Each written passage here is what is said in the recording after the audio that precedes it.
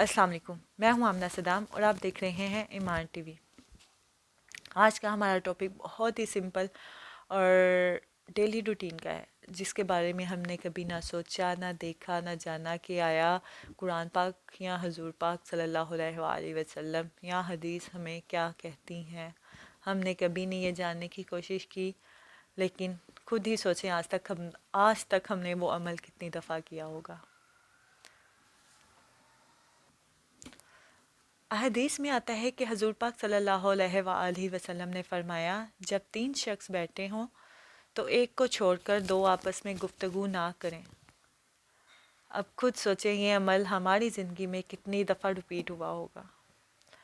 हम दो को छोड़ के या तीन को छोड़ के या एक को छोड़ के आपस में सरगोशियाँ करते हैं। हम ये नहीं देखते कि आया इस्लाम हमें उसके बारे में क्या तलकीन करता है। ये वो बहुत छोटी छोटी सी बातें हैं जिसकी वजह से अगले की दिल आज़ारी होती है। हमने बेसिकली इस्लाम को बहुत तंग बना दिया है। वो इसलिए कि जब इतनी छोटी सी बात, छोटी सी एक नॉर्मल सी बात है, हम डेली रूटीन में है, हम नहीं जानते कि हम क्या गलती कर रहे हैं, क्या गुनाह कर रहे हैं, और उस बारे में हजूर पाक ने क्या तलकीन की है, उस बारे में अल्लाह ताला ने क्या कहा है। तो आज के जो टॉपिक है इसका बताने का मकसद ये है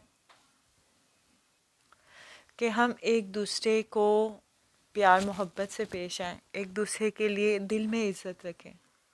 अगर हम दो लोग बैठे हैं तो अगर आपको बहुत ज़रूरी बात है, आगे हदीस में ये भी आता है कि अगर अगला बंदा आपको इजाज़त दे दे, आप अगले बंदे से पूछो, अगर उसकी दिल आज़ारी नहीं होती तो आप बात कर सकते हो। बहुत ही ज़रूरी बात है। अगर अगर बहुत ज़रूरी है, उसके बगैर कोई प्रॉब्लम हो सकती है, कोई इशू हो सकता है, कोई मिसहैप हो सकता है, देन आप अगले से उस चीज़ की इजाज़त लो, फिर आप सरगोशी कर सकते हो।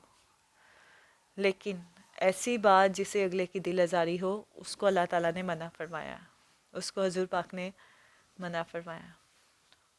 उम्मीद है आपको मेरा आज का टॉपिक अच्छा लगा होगा।